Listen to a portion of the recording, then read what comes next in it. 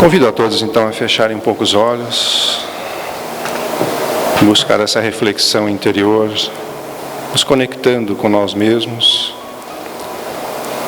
com a equipe espiritual aqui presente, com a figura do Mestre Jesus,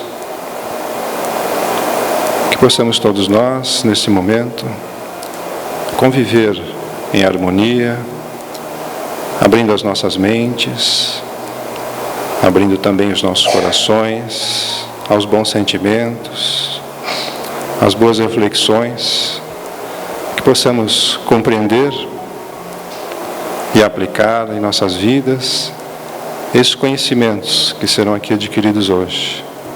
Agradecemos também por esta oportunidade de estarmos aqui neste momento e que possamos dar sequência aos nossos trabalhos com muita paz e muito amor em nossos corações.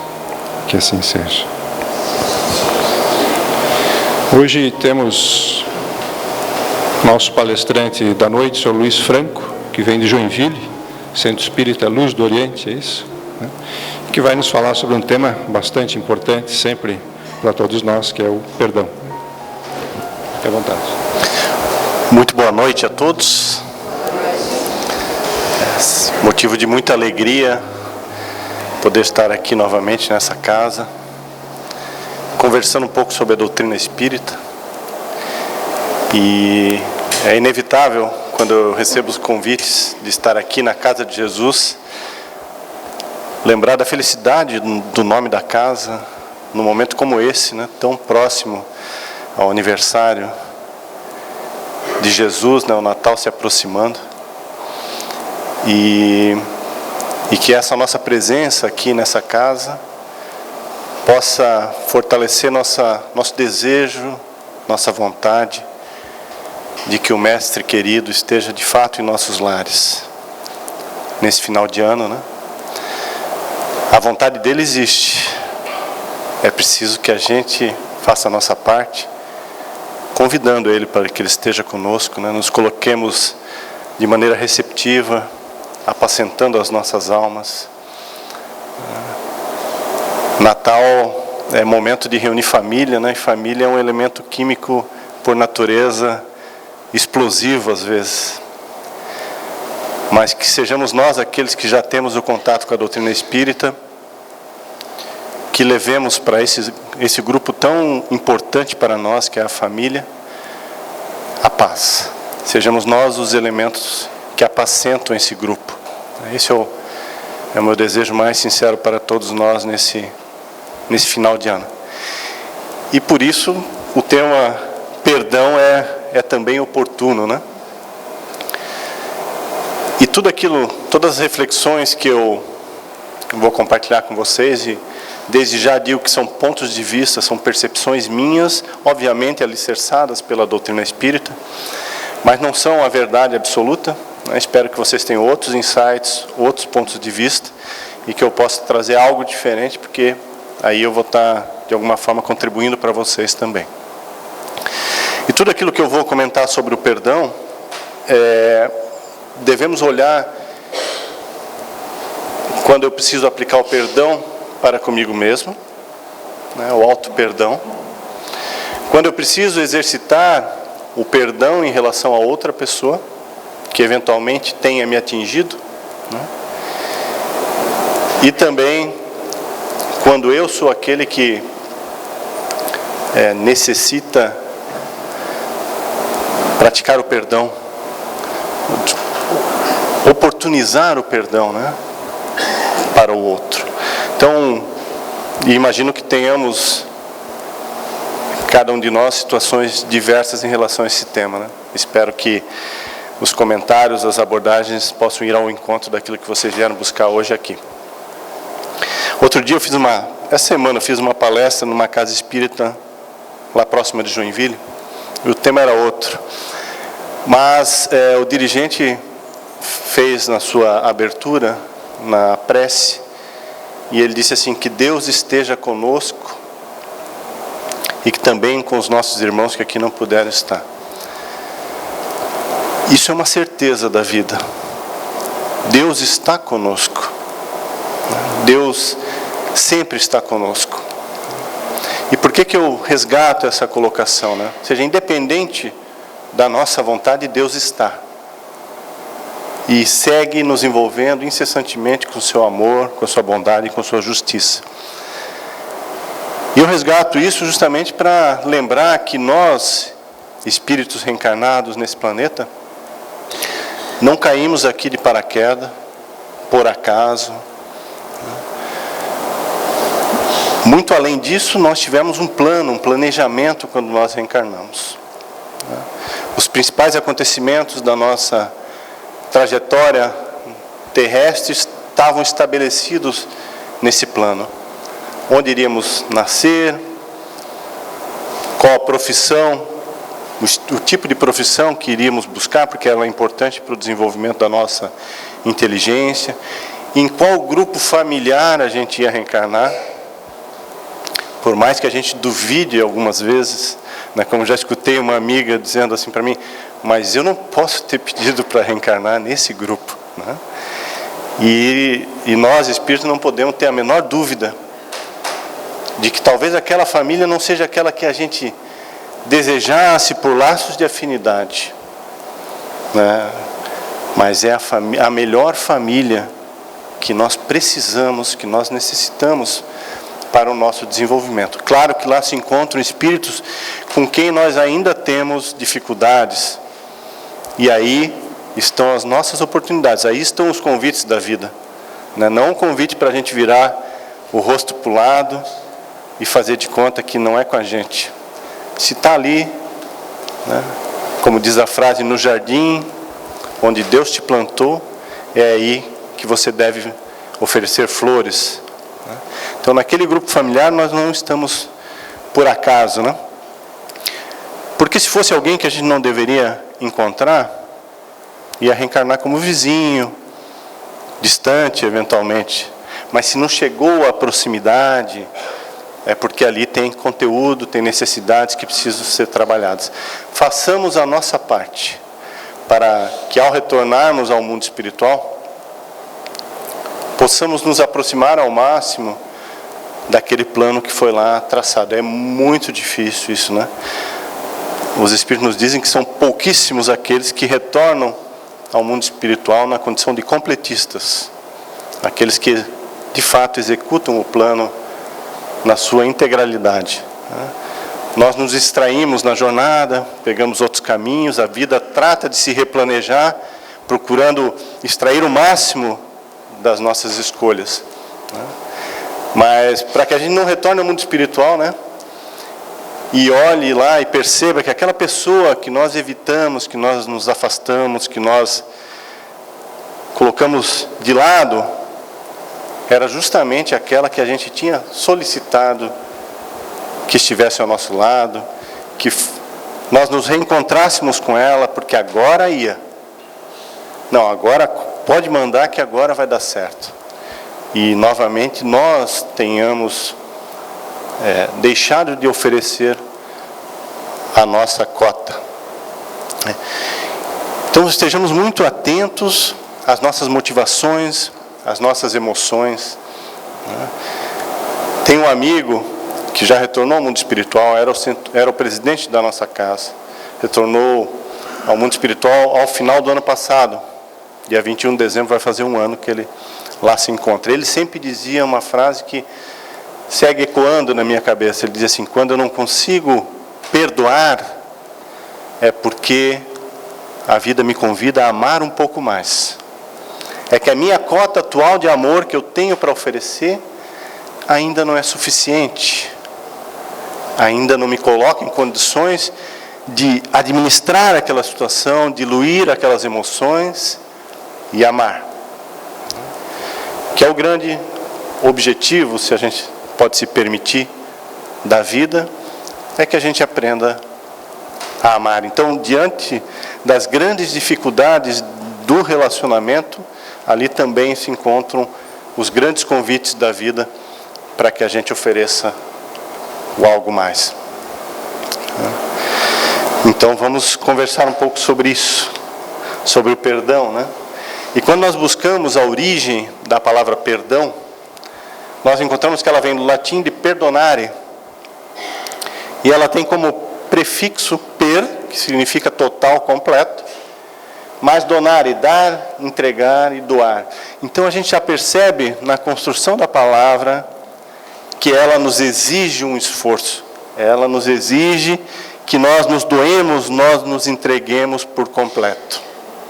Mais adiante, nós vamos falar sobre a definição da palavra caridade, o entendimento da palavra caridade por Jesus, e nós vamos lá encontrar o perdão novamente, a necessidade da prática do perdão. Então, é natural que a gente perceba que perdoar em algumas situações para nós ainda é difícil, né? Ali se encontra o desafio de se entregar por completo. Ah, mas tem situações que eu já consigo. São aquelas que a cota de amor que eu tenho já me permite administrar, né? Seguindo na definição da palavra, prefixo des, prefixo negativo, mais culpa, que vem do latim, falta o delito, ou seja, retirar a culpa de alguém. Ou seja, perdoar é retirar a culpa de alguém. E aí uma reflexão. Quantas vezes nós já precisamos que alguém retirasse a culpa de nós, nos desculpasse? Quantos equívocos, quantos momentos em que nós nos equivocamos e que desejamos que alguém viesse retirar aquela culpa que nós sentimos. E o perdão é esse processo, né? E para tirar a culpa, para tirar os pecados, é preciso o amor. O amor é o antídoto, é a contrapartida, né? Como dizia Jesus, o amor que cobre a multidão dos pecados. Por isso que no momento em que nós precisamos exercitar o perdão, nós precisamos movimentar em nós o amor. E novamente lembrando que isso vale de maneira absoluta para o processo do auto-perdão. Quando nós, analisando os nossos equívocos, precisamos também praticar conosco esse mesmo processo de perceber, sim, o equívoco cometido, mas nos permitir retomar a caminhada, para que não nos mantenhamos no remorso de maneira demorada, o que, via de regra, gera transtornos psicológicos e também abre as portas para processos de influenciação espiritual, né?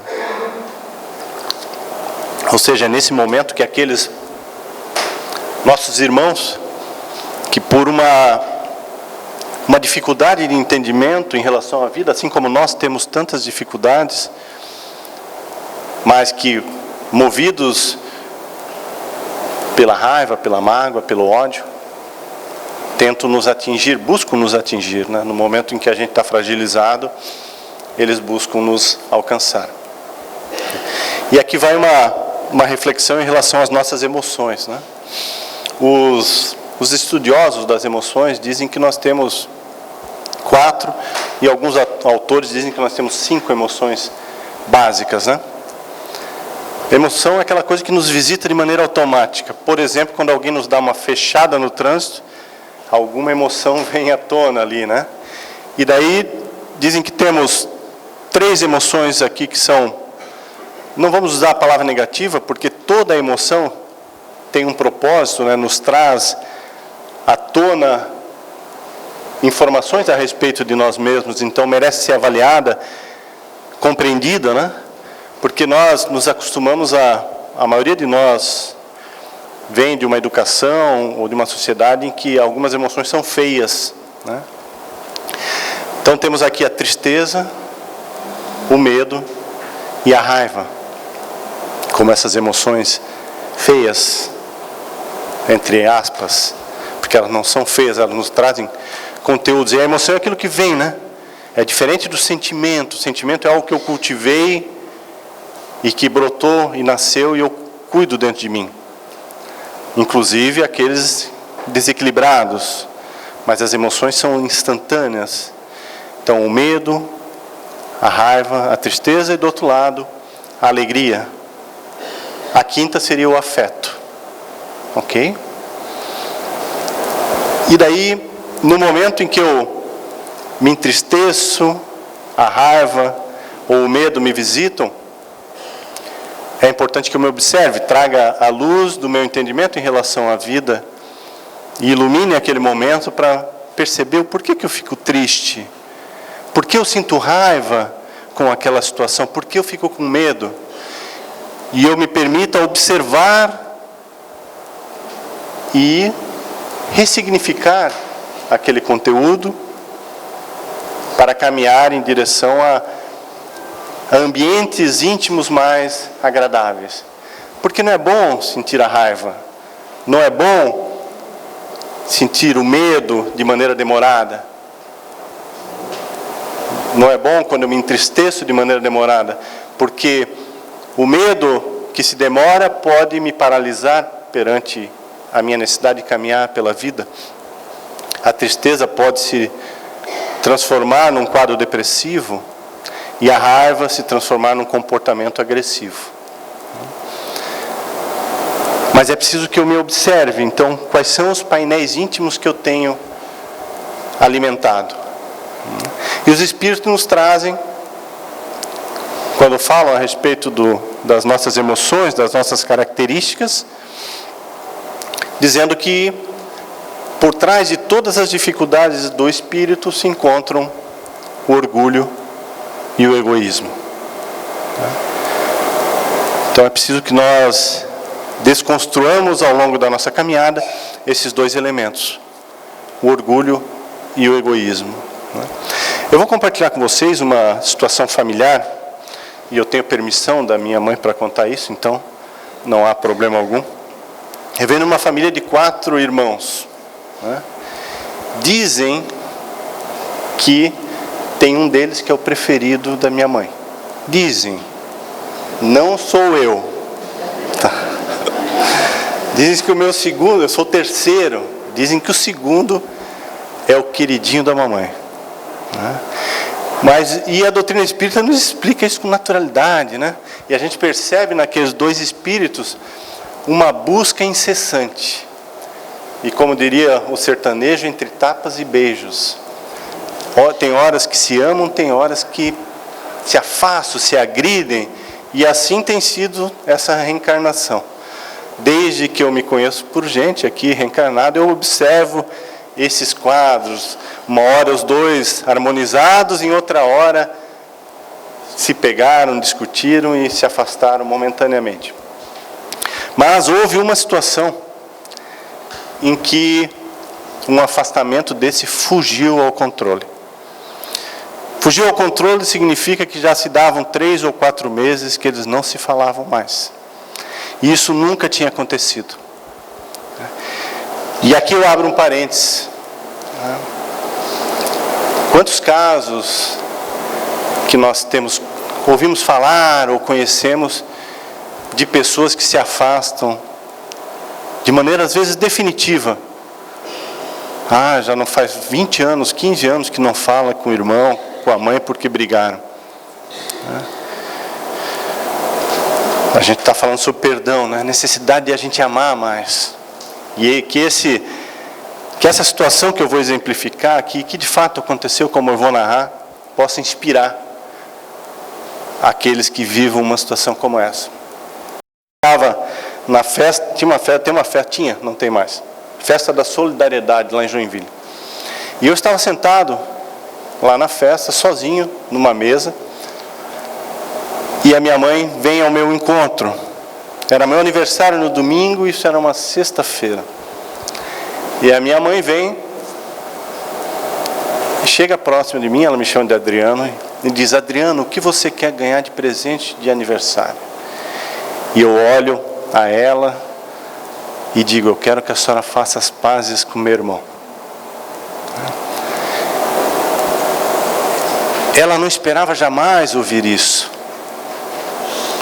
E veja a resposta seguinte: mas eu não fiz nada. Quem responde isso é o nosso orgulho. Quem responde isso é o nosso orgulho. Eu não fiz nada. E aí eu devolvo a ela: a senhora preferia ter feito? Seria mais fácil fazer as pazes se você tivesse causado o dano? Que bom que você não fez nada. Agora só peço que coloque a sua energia em fazer as pazes. E de fato a situação se resolve para a alegria de toda uma família, né? É preciso que a gente bote a energia na direção certa. É preciso que os nossos movimentos sejam de apacentar as situações, de acalmar os nossos corações, e daqueles a quem pudermos retirar a culpa, se tiverem nos atingido. A vida não é obra do acaso, né? Aqueles estímulos que nós recebemos da vida, eles não vêm como um castigo, como uma tortura, eles vêm como um estímulo para o nosso crescimento. Então, se nós precisamos oferecer mais amor, a vida vai nos estimular a oferecer mais amor, ela vai nos dar a oportunidade para que façamos isso. E nós jamais chegaremos ao final de um dia e lamentaremos por termos amado mais. Será muito mais agradável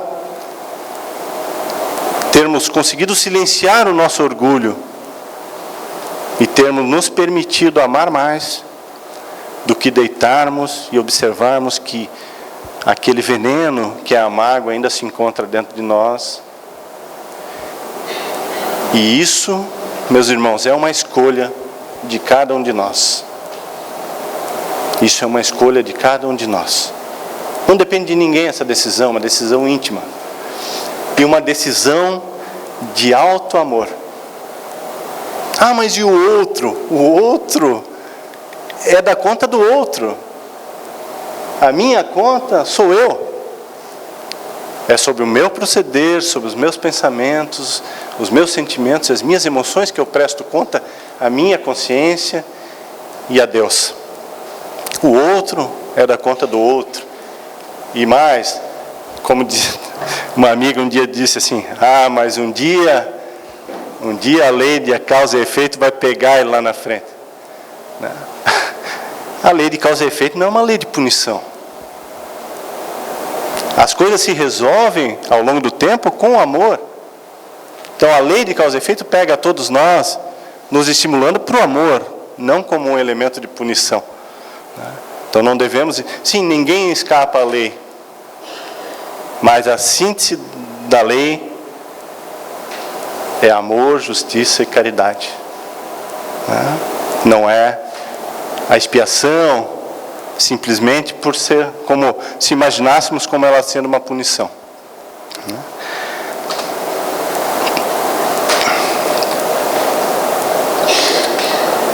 E por isso que colocamos aqui essas duas frases que são bem conhecidas, né? Não são espíritas. Quando você não perdoa, o prisioneiro é você. Mágoa é um veneno que as pessoas tomam pensando que o outro é que vai morrer. São duas frases bem conhecidas aí das redes sociais, mas que tem um conteúdo interessante para a gente observar aqui, né? Quando você não perdoa, o prisioneiro é você. Então, o exercício do perdão é o alto amor. É eu dizer assim: chega, eu não quero mais sentir isso. Eu quero viver em paz, eu quero ficar leve, eu quero me sentir bem. E eu confio em Deus. Não que Ele vai dar uma rasteira no outro lá na frente, mas que Ele me ama. E se as coisas acontecem do jeito que acontece, é porque tem algo que a vida está querendo me ensinar. E aí eu ressignifico as coisas, né? Se eu pudesse conversar com cada um de vocês e fazer uma pergunta assim: me conta uma situação da sua vida que quando aconteceu foi muito difícil, mas que hoje você percebe que foi fundamental para te transformar na pessoa que você é hoje. A gente vai encontrar essas situações na nossa caminhada, porque elas tinham exatamente esse propósito de nos transformarmos. Então, perante as dificuldades que a vida nos traz, o que nós devemos perguntar é: o que a vida quer me ensinar com isso? O que eu preciso aprender dessa situação? Porque se assim não fosse, não aconteceria comigo. Se está acontecendo comigo, é porque é comigo que aquilo tem que mexer, tem que promover a minha transformação. Eu esqueci de dizer que está no capítulo 10 do Evangelho segundo o Espiritismo, esse tema, que começa falando: bem-aventurados os misericordiosos, porque eles alcançarão misericórdia. Misericórdia, substantivo feminino, sentimento de pesar ou de caridade despertado pela infelicidade de outrem, piedade e compaixão. É um pouco do que a gente sentiu, por exemplo, quando aconteceu a tragédia lá da Chapecoense, né, que pegar um exemplo assim, de bastante impacto, né, que comoveu todos nós, nos deu aquele desejo de que a dor que eles estavam sentindo passasse, a vontade de aliviar aquele sofrimento. Né? Isso é a compaixão. Quando seguimos a citação que está em Mateus, no capítulo 6, versículos 14 e 15. Se perdoardes aos homens as faltas que cometeram contra vós, também vosso Pai Celestial vos perdoará os pecados. Mas se não perdoardes aos homens quando vos têm ofendido, tampouco o vosso Pai Celestial vos perdoará os pecados. E a gente encontra no Pai Nosso, né, a frase: perdoa-nos as nossas ofensas, assim como perdoamos aqueles que nos ofendem. Não sei se todos nós já paramos para refletir sobre essa frase, mas nós estamos dizendo o quê? Pedindo a Deus que nos perdoe da mesma forma, da mesma maneira, com a mesma intensidade que nós perdoamos aqueles que nos ofendem. Ok? Ou seja, perdoa-nos as nossas ofensas, assim como perdoamos aqueles que nos ofendem. Ou seja, usa comigo da mesma medida que eu uso com o outro. E aí eu vou fazer uma pergunta para vocês. Deus perdoa? E aí eu quero que vocês participem, por favor. Não se preocupem. Não está valendo nota. Não vai ter certo ou errado. Mas eu gostaria que vocês se manifestassem de forma individual. E se manifestar vai ser, para não gerar uma confusão, vai ser só levantar a mãozinha, tá bom? Então agora eu peço para que levante a mão aquelas pessoas que entendem que Deus perdoa.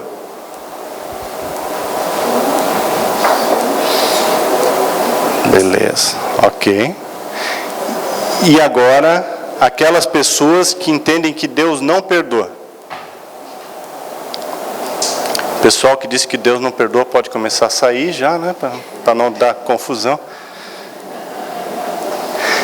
E aqui nós vamos compartilhar com vocês uma reflexão, tomando a liberdade de citar o nosso irmão lá do Paraná, o Cosme Massi. Ele fez essa reflexão no encontro espírita lá em Joinville há 10 anos atrás. E ele conta uma história assim, que ele estava numa casa espírita e veio um companheiro da casa dizendo: Cosme, no grupo de estudos que eu participo, nós estamos numa discussão.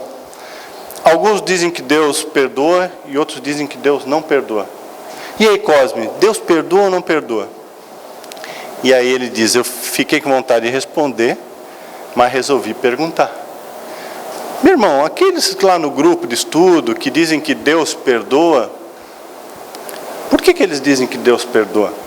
Ah, Deus perdoa porque Ele sempre nos oferece uma nova oportunidade, não importa o tamanho do equívoco que a gente tenha praticado, Ele nos fornece uma nova oportunidade de recomeçar a caminhada, de definir um novo rumo à nossa existência, né, de se corrigir, né, de superar aquela nossa dificuldade. E a reencarnação é uma dessas demonstrações de Deus nos perdoando e nos oferecendo uma nova oportunidade. E aí, Cosme, o que tu acha? Deus perdoa ou Deus não perdoa? E aí ele disse: fiquei com vontade de responder, mas resolvi perguntar, né? E aqueles que dizem que Deus não perdoa, por que eles dizem que Deus não perdoa? Dizem que Deus não perdoa porque Deus não se chateia, Deus não se magoa, Deus não se ofende. Isso são coisas nossas, né? Então, quando a gente erra, Deus não se entristece. Deus segue nos amando exatamente da mesma forma. Então, quem tem a necessidade de praticar o perdão, somos nós que temos essas emoções, esses sentimentos confusos ainda, né? Que não aprendemos a amar de maneira suficiente para que isso não acontecesse. E Deus é o amor na sua excelência. E aí, Cosme, Deus perdoa ou Deus não perdoa? E daí a gente vê a beleza de quem diz que Deus perdoa, quando compreende que Deus nos concede sempre uma nova oportunidade. Que coisa bonita entender a vida dessa forma, né? Deus nos favorecendo um novo caminhar. E também que bonito a compreensão daqueles que dizem que Deus não perdoa, porque entendem que Ele não se altera, Ele não deixa de nos amar, Ele não se entristece, Ele não tem necessidade de praticar esse perdão, que é o perdão daquele que se ofendeu, daquele que se chateou. Então, que dois conceitos bonitos. Então, Deus perdoa e Deus não perdoa, conforme o nosso entendimento das coisas. Uma citação que está em Mateus, disse Jesus, escreveu Mateus numa conversa entre Jesus e Pedro. Bastante conhecida essa citação, Se contra vós pecou o vosso irmão, e de fazer-lhe sentir a falta em particular, a sós com ele. Se vos atender, tereis ganho o vosso irmão. Então, aproximando-se dele, disse-lhe Pedro: Senhor, quantas vezes perdoarei a meu irmão quando houver pecado contra mim? Até 7 vezes? Respondeu-lhe Jesus: Não vos digo que perdoeis até 7 vezes, mas até 70 vezes 7 vezes. Para quem já fez a conta, dá 490 vezes. Nem é tão difícil assim. 490 vezes, uma reencarnação, lá 80 anos, 70 anos, divide por 7, 7 vezes por ano. Dá 1 mês e pouquinho, um perdãozinho de cada vez. Nem é tão forte. Mas, na verdade, o Chico vai perguntar ao Emmanuel, então se devem perdoar as ofensas por 490 vezes? Cada ofensa, Chico. Cada ofensa. Então, claro que o convite da vida é que a gente perdoe sempre. Que a gente perdoe sempre. Esse é o convite da vida. E quando nós vamos à doutrina espírita novamente, no capítulo 15, fora da caridade não há salvação. Nós encontramos o apóstolo Paulo, no item 10, nos dizendo o seguinte: Meus filhos, na máxima, fora da caridade não há salvação, estão encerrados os destinos dos homens, na terra e no céu. Na terra, porque à sombra desse estandarte, eles viverão em paz. Fora da caridade não há salvação é o estandarte. À sombra desse estandarte, eles viverão em paz. No céu, porque os que a houverem praticado acharão graças diante do Senhor. Submetei todas as vossas ações ao governo da caridade, e a consciência vos responderá. Não só ela evitará que pratiqueis o mal, como também fará que pratiqueis o bem. Porquanto, uma virtude negativa não basta. É necessária uma virtude ativa. Para fazer-se o bem, mister sempre se torna a ação da vontade. Para se não praticar o mal, basta as mais das vezes a inércia e a despreocupação. Tem uma frase que diz assim: não faça ao outro o que você não gostaria que o outro fizesse a você. Conhece essa frase? Pois é, Jesus não disse essa frase. Jesus disse: faça ao outro o que você gostaria que o outro fizesse a você. A primeira é uma virtude negativa, no sentido de não faça ao outro aquilo que você não gostaria que o outro fizesse a você. É o que ele diz: para se não praticar o mal, basta as mais das vezes a inércia e a despreocupação. O convite da vida é que a gente faça o bem. Ou seja, que eu olhe uma situação e me pergunte o que eu gostaria que fizessem comigo se fosse eu que lá estivesse. E aí é qualquer situação. Então, quando eu me defronto com o próximo e vejo ele passando por uma situação qualquer, e eu me pergunto o que eu deveria fazer, basta a gente fazer o exercício de se colocar no lugar dele. E se fôssemos nós que lá estivéssemos? O que nós gostaríamos que fizessem a nós? E aí a gente bota a nossa energia nessa direção. E isso vale para qualquer situação. Aquele irmão caído na rua, bêbado, aquele que bate na nossa porta pedindo comida, qualquer um. O nosso irmão que não fala mais com a gente, qualquer um. O que a gente gostaria? Se fôssemos nós que lá estivéssemos, o que nós gostaríamos que fizessem a nós? Façamos isso. Essa é a nossa medida do bem agir. E a gente vê que é uma medida que evolui ao longo do tempo. Da mesma forma que a nossa compreensão da vida se amplia, esse nosso entendimento de como agir melhor também se modifica. E é isso, a vida serve, é esse o propósito da vida, né? Eu costumo brincar, dizer em tom de brincadeira, que se a gente passar um ano vindo na casa espírita, e ao final desse ano fizer um balanço e perceber que nós somos a mesma pessoa, tem algo que a gente não está entendendo. Tem algo que a gente não está compreendendo. Porque nós somos espíritos em construção, em progresso. Então nós temos essa necessidade. E veja o que ele diz ali, ó. Deixa eu achar.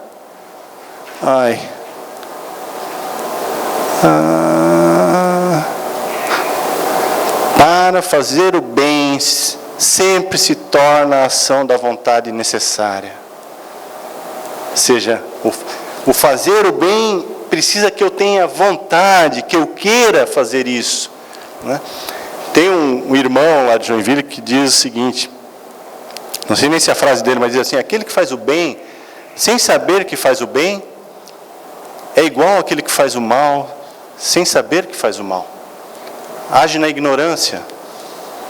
É preciso que nós tenhamos consciência, que eu queira, porque quando eu percebo que o caminho é esse, e eu me esforço a caminhar por ele, eu me transformo, eu gero dentro de mim essa transformação, esse desejo de caminhar pelo caminho que eu entendo que é o correto.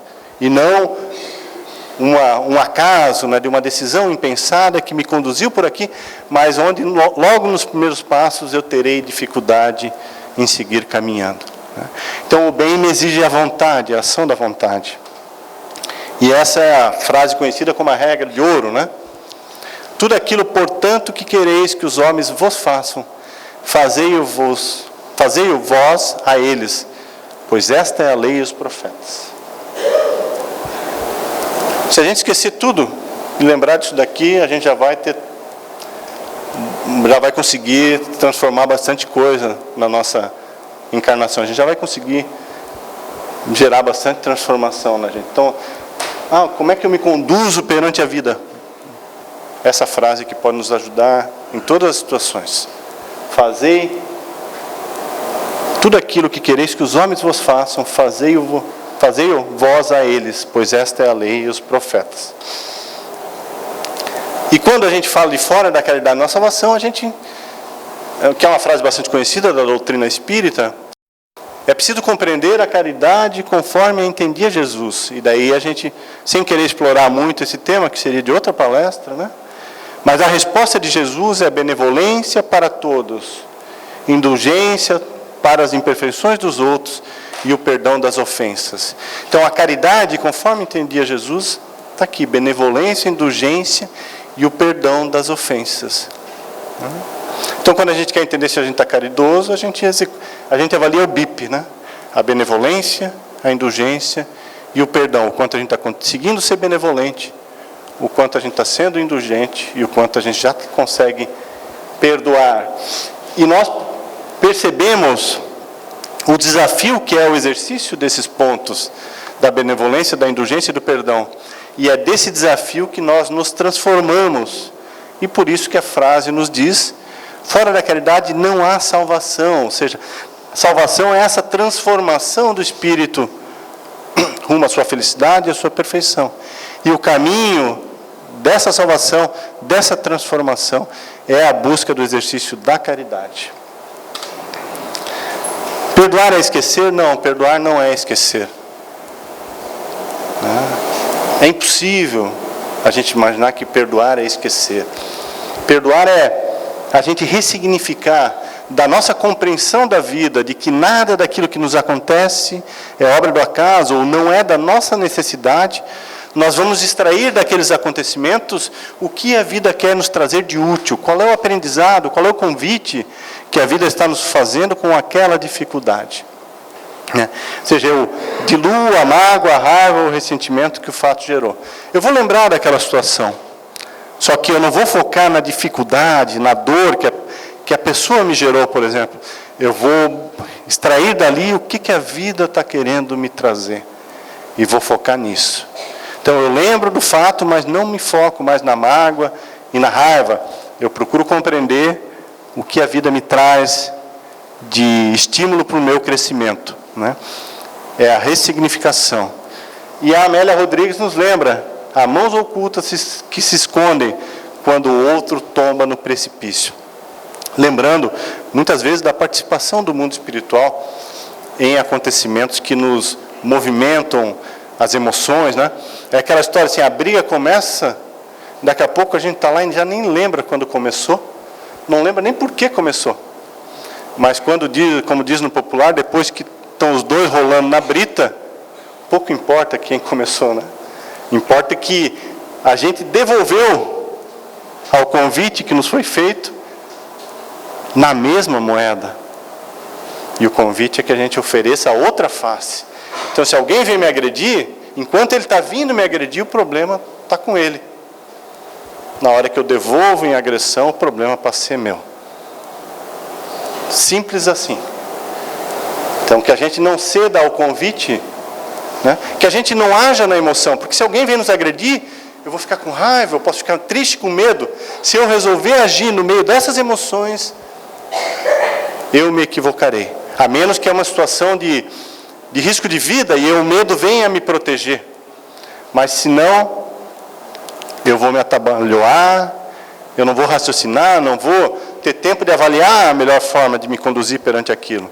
Então, no meio da tempestade, eu tenho que ter um tempo de recuar, para que a emoção baixe e eu haja refletindo sobre a melhor forma de agir, sem a emoção junto, né? A emoção é uma péssima conselheira para as nossas atitudes. Quando eu ajo emocionado, a chance de eu me arrepender é muito grande. Então, se eu estou emocionado, eu devo evitar agir. Eu devo dar o tempo da emoção baixar, para que eu reflita perante o entendimento que eu tenho das coisas e decida, sem a emoção, qual é o melhor caminho a seguir. Então, perdoar é lembrar sem sentir dor. Eu destaquei aqui uma notícia recente, do dia 20 de outubro, é daquele caso do jovem que invadiu uma escola lá em Goiânia, né, e matou alguns colegas com uma arma, né? E chamou muita atenção o depoimento de um dos pais, de um dos jovens que foi morto, né? Eu não sei qual que é a religião que ele tem, e isso não faz a menor diferença. Mas olha a frase dele: pai de estudante morto em um atentado dentro de escola, diz que a sociedade tem que perdoar colega que atirou em Goiânia. Sem a gente querer avaliar o conteúdo e a profundidade, porque nós também não temos mais informações do que o que está aí, o que foi publicado pela mídia, né? Mas falo como pai do João Pedro, de uma criança que perdeu a vida. Eu espero que toda a sociedade, os pais dele e os outros pais o perdoem. Temos que perdoá-lo, disse emocionado, né? E ele se diz cristão. Meu filho era uma criança muito doce, muito especial. Nossa família é cristã e ele sempre foi educado e pautado no respeito ao próximo. Os preceitos familiares estão perdidos na nossa sociedade, a gente tem que reforçar esses valores, e meu filho tinha tudo muito claro. Tudo isso poderia ser evitado. Mas, enfim, a gente não sabe a situação deles, né? Mas o que está narrado aqui pode nos demonstrar assim, uma capacidade, no momento de uma dor extrema, né? Que quem tenha vivido a dor de, entre aspas, perder um filho, pode se colocar no lugar dele e ver pelo menos o que ele tem trazido em palavras como exemplo aí em busca do perdão. É realmente difícil conseguir imaginar como a gente reagiria se estivesse no lugar dele, né? Queria compartilhar com vocês um texto que está no Código Penal da Vida Futura, no livro Céu e Inferno, né, que nos fala sobre a reabilitação moral. E ele é bem interessante. Ele nos fala que o processo do perdão, ele tem 3 etapas, né? E nós vamos falar sobre as 3 aqui. A primeira dela é o arrependimento. O arrependimento é a tomada de consciência de que eu me equivoquei. Porque se eu não tiver essa tomada de consciência, eu acho que está tudo certo, que não tem nada para se resolver. Então, o primeiro ponto é eu me arrepender, eu tomar consciência de que o que eu fiz está equivocado. Né? O segundo ponto é a expiação, é eu lidar com a consequência daquilo que aconteceu. Então, o arrependimento é eu discutir com a minha esposa, ser grosseiro com ela, perceber que eu fui grosseiro, que eu falei com ela de maneira inadequada. A expiação é eu chegar em casa no final do dia, depois do trabalho, e encontrar o travesseiro e a coberta no sofá da sala. Isso é expiação. Tá? E daí eu estou lá deitado no sofá da sala. Não adianta eu ficar resmungando lá, dizendo assim, coitadinho de mim. Eu não merecia isso. Não, é uma sequência de coisas. Eu percebi o equívoco cometido. Né? E agora eu estou lá na expiação. Eu estou dizendo, poxa, se eu não tivesse sido grosseiro, eu não ia estar dormindo aqui na sala. Né? Então eu estou na expiação e eu me resigno. Ou seja, eu compreendo o porquê que eu estou vivendo aquela situação. Eu faço o link com o meu ato praticado, eu entendo que isso é uma consequência daquilo e procuro viver isso com equilíbrio. Né? Mas não para por aí o processo, é preciso que eu me repare. Reparação é eu agir no bem. É no outro dia de manhã, minha esposa acordar e o café já está na mesa. E eu chegar para ela, bom dia, meu amor. O mamão que tu gosta já está prontinho no teu prato. Uma florzinha do lado, dizer que dia bom, vamos ser felizes hoje. Ou seja, eu gerar o amor, focar a minha ação no amor, para que ele cubra a multidão dos pecados e guarde lá o travesseiro, o cobertor no armário de volta, não ter esse risco. Então é um processo, é eu me arrepender, eu vivenciar as consequências do meu ato praticado, e eu agir no amor. Lá no arrependimento, eu recebi de uma amiga uma dica que para mim fez muito sentido e por isso eu tomo a liberdade de compartilhar com vocês. Uma coisa é eu chegar para a pessoa, eu ter percebido que eu me equivoquei, e eu chegar para ela assim, eu queria que você me desculpasse, queria te pedir desculpa. E ela olhar para mim assim, eu não te desculpo. Eu posso não estar preparado para isso. Né? Porque eu vou lá cheio do amor no coração, mas esperando colher amor de volta. Aí eu vou lá e peço desculpa, queria te pedir desculpa pelo que eu falei ontem. Não vou te desculpar. E aí eu já não sei mais o que fazer. Né? E essa minha amiga disse assim, me deu essa dica, ela disse assim, em vez de pedir desculpa, diz assim, eu lamento pela forma como eu falei com você ontem. Ponto. Eu não espero nada de volta dela. Eu não espero que ela me diga absolutamente nada. Se não disser, talvez será até melhor. Mas ela sabe que eu percebi o equívoco. E eu estou dizendo para ela que eu lamento pelo que aconteceu. Eu não espero que ela me diga nada, porque eu não pedi para ela me perdoar, para me desculpar, nada. Mas ela tem ciência disso. E esse conteúdo vai ficar com ela. De que eu fui a ela e disse que eu lamentava pelo que ocorreu. E ponto. Eu achei essa abordagem muito interessante. Eu confesso para vocês que eu utilizei ela e foi muito positivo a forma como a outra pessoa acolheu essa questão do eu lamento. Mas é claro que tem que vir de uma forma sincera, né? Independente se eu lamento ou me desculpe, tem que ser verdadeiro, né? Aquela história, eu te desculpo, mas não quero te ver nunca mais na minha frente. Né? Eu te desculpo, tudo bem, mas não me procura nunca mais. A gente guardou o pior dentro de nós. A gente falou uma coisa e guardou a mágoa acesa. Qual o sentido disso? É o perdão que não passa do céu da boca, né, como dizem os espíritos. Isso não faz sentido. Né? É como aquela pessoa que ajuda alguém e esperando ouvir um obrigado de volta e não recebe. E diz assim, olha, ajudei, nem obrigado me disseram. Você esperava o pagamento, né? O obrigado era o pagamento. Porque quando a gente ajuda, a gente tem que ficar feliz pelo bem que a gente movimenta, né? Como diz a música lá dos irmãos católicos, fica sempre um pouco de perfume nas mãos que oferecem rosas, nas mãos que sabem ser generosas, né? Então, quando eu pratico o bem, esse perfume fica em mim, né? E daí, não satisfeito ainda, a pessoa, depois de não ouvir obrigado e dizer que ajudou e não ouvir obrigado, diz assim, nunca mais ajudo ninguém. E a gente se afasta do bem. A gente não pode caminhar perante a vida distraído. A gente precisa enxergar essas oportunidades e ser perseverante, insistente. Porque quem precisa delas, via de regra, não é o outro. Somos nós. A transformação, a vida está convidando para que aconteça dentro de nós. Então a gente não pode deixar de perder essas oportunidades. Nosso tempo está esgotado aí. Engana-se quem pensa que o remédio para curar as feridas da alma se chama tempo. Ele se chama perdão. E lá no começo, uma citação que eu gostei: por que deixar que uma ofensa de alguém exerça algum poder sobre você? Ou seja, se alguém ofende e a gente agasalha isso dentro de nós, deixando a mágoa brotar, a gente está dando poder para o outro. E quem decide o que mora dentro de nós somos nós. Nós precisamos pegar isso nas nossas mãos e dizer, isso eu não quero. Eu quero ficar bem, eu quero ser feliz. Independente do que o outro faz. Isso é fácil? Não. Isso é impossível? Não. Isso exige esforço? Sim. É bom? O resultado é muito bom. Porque a gente fica em paz. E é isso que a gente quer, não é? Eu tenho 2 minutos? Quando uma pessoa te decepciona, ainda que você a perdoe, nada volta a ser como antes, né? Daí a florzinha quebrada, o coração partido.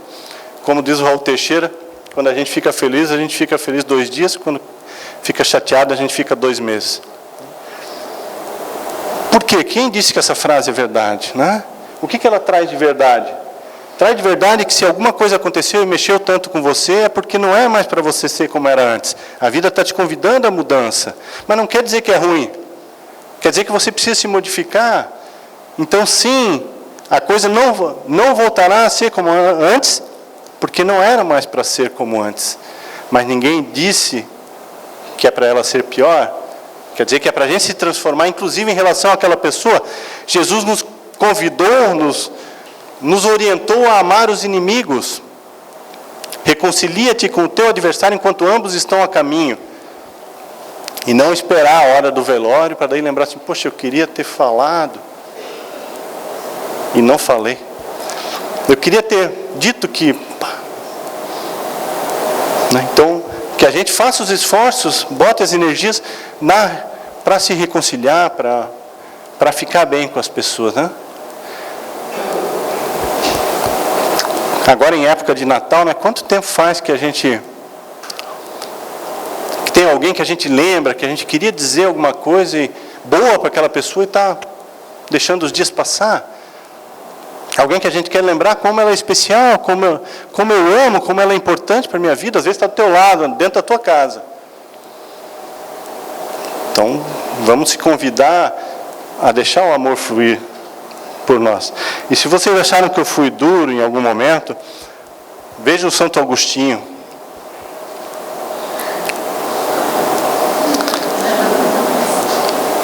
Como diz um amigo meu, ele sim dá nos dedos, né? Se um homem mau te ofende, perdoa-lhe, para que não haja 2 homens maus. Né? Sem meias palavras, sem nada. Né? Ou seja, o convite é a prática do bem, né? Que a gente avance em direção ao bem. Eu vou deixar um convite para vocês buscarem na internet, não vai dar tempo.